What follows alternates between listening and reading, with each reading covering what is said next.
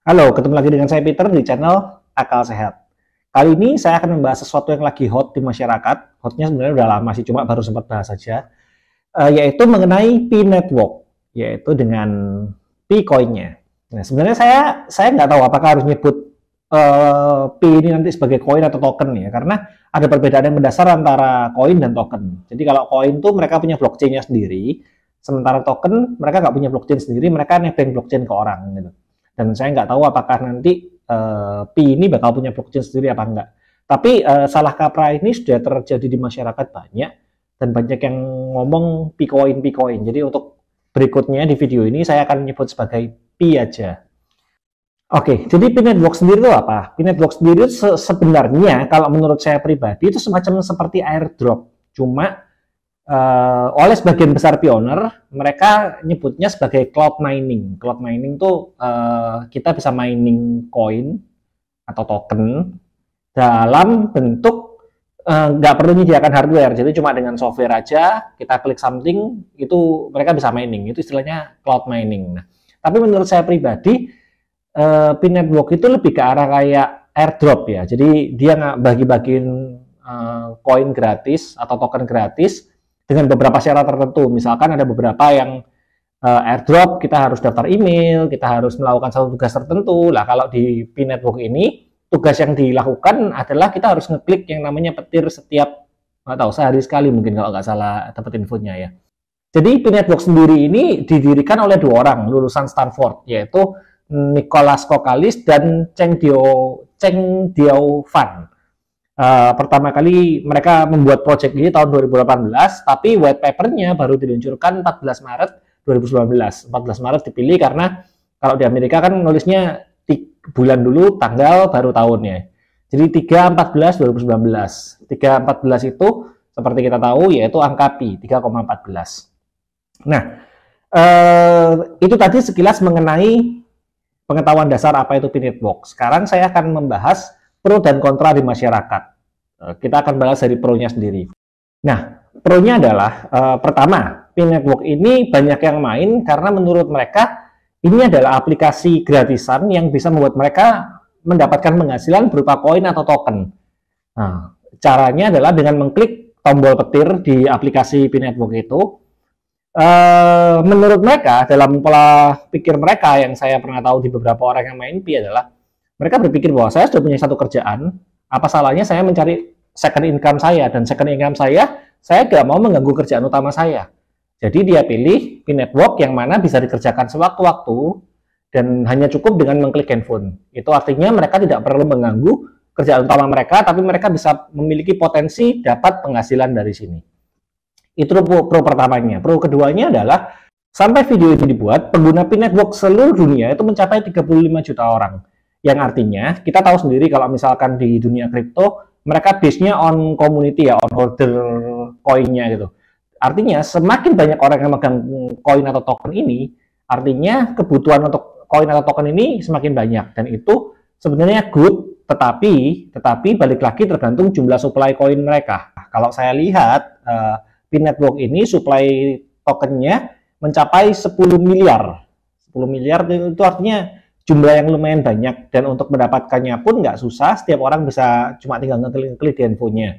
Jadi apakah nanti ketika misalkan jadi launching, apakah harganya bakal mahal?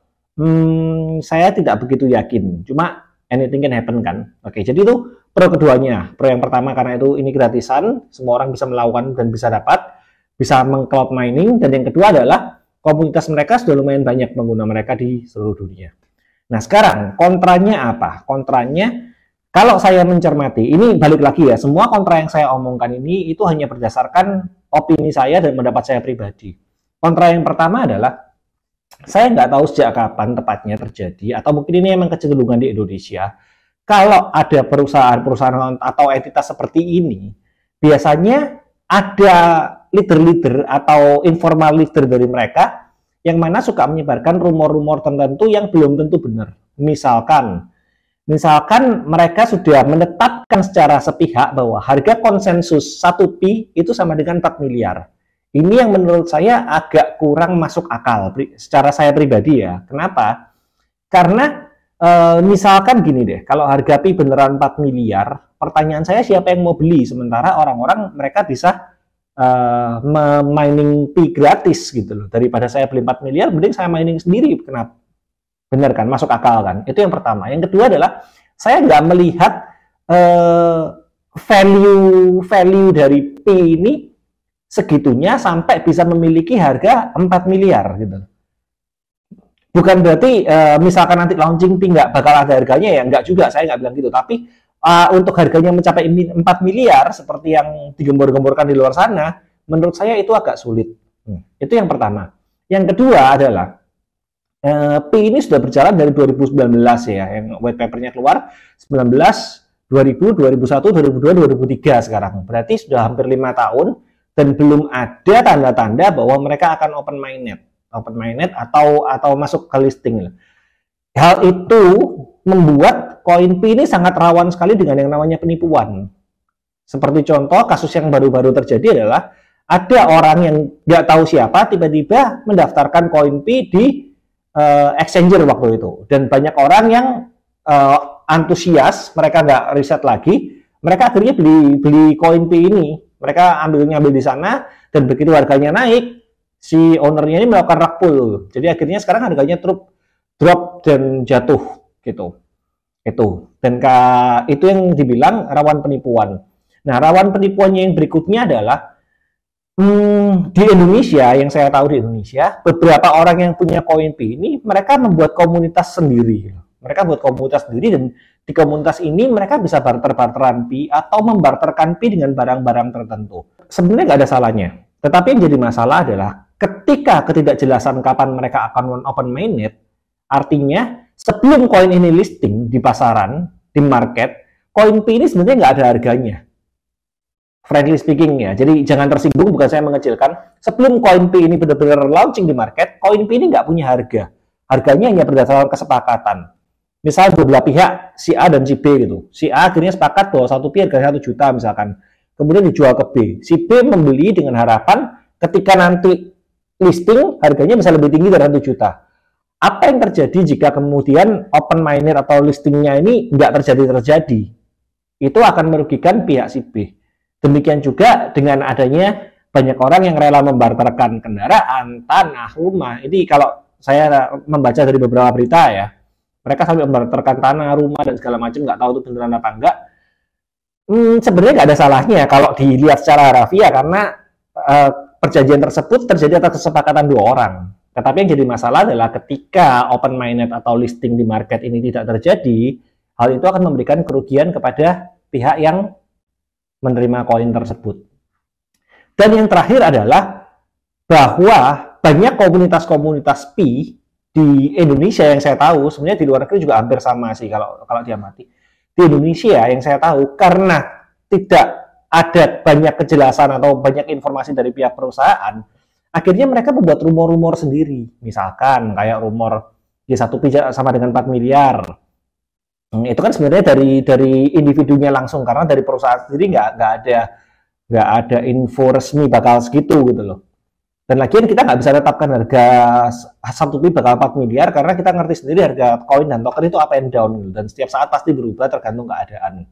Yang pertama. Atau yang kedua, kadang-kadang ada informal leader atau komunitas tertentu yang menyebarkan informasi yang nggak jelas. Misalkan kayak, oke, tanggal segini bakal open mainnet, tanggal segini bakal open mainnet. Akhirnya ada beberapa berita yang saya baca, karena orang ini sudah merasa, oh iya ya minggu depan open mainnet, ya udah kalau gitu saya pinjam uang untuk beli sesuatu dulu dengan harapan begitu open mainnet akan dibayar. Ternyata open mainnetnya nggak terjadi, dan itu ada beberapa kasus sih, dan itu sangat merugikan sekali.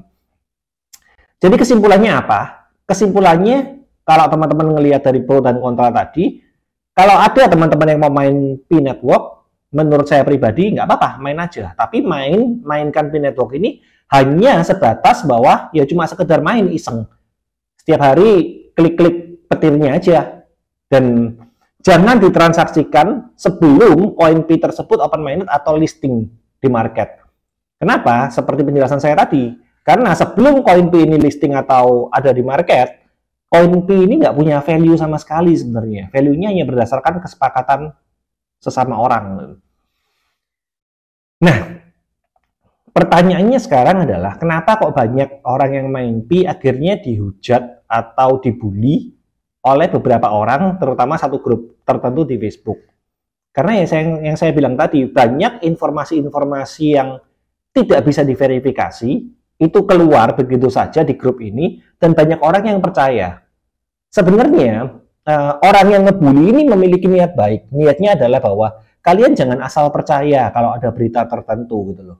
Misalkan ada berita open minded dan segala macam, kalian harus cari tahu informasi lebih dulu.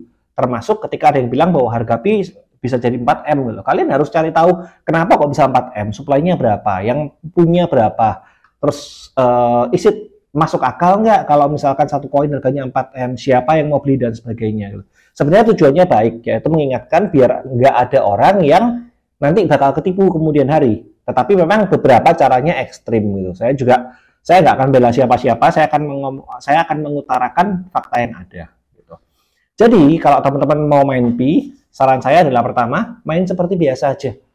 Main seperti biasa untuk sekedar killing time, untuk sekedar iseng-iseng berhadiah lah. Kalau ada waktu, tinggal klik. Terus yang kedua adalah yaitu jangan dijual atau dibarterkan ke orang atau ya istilah dijual ya ke sesama orang ya, atau dibarterkan dengan barang. Kalau nggak ada kepastian akan open minded atau listing gitu. Karena mungkin Anda beruntung suatu saat kalau Anda menjual dengan harga tertentu, Anda mungkin terima duit, tetapi orang yang terima token Anda ini nanti atau orang yang terima koin Anda ini nanti, mereka akan stuck kalau misalkan open minded atau listing ini nggak terjadi. Jadi begitu. Oke, itu adalah pro kontra dari Pi Network yang selama ini ada di masyarakat. Saya sendiri terus terang nggak main Pi Network. Ada 1 dan 2 alasan kenapa saya nggak main. Tapi kalau teman-teman memang sudah main atau memutuskan mau main, itu adalah hal-hal yang teman-teman harus cermati dan harus pikirkan jika ingin main. Dan buat yang sudah main, ya tetap aja main, tetapi dengan catatan keep it for yourself. Gitu. Jangan sampai teman-teman terbuai dengan apa ya, janji-janji atau informasi-informasi yang belum bisa divalidasi keasliannya. Itu harapannya supaya tidak terjadi penyesalan di kemudian hari dan menyalahkan semuanya. Oke, sekian dulu dari saya, Peter di channel Akal Sehat. Semoga bisa memberikan sedikit inspirasi untuk Anda. Sampai ketemu di video berikutnya. Bye-bye.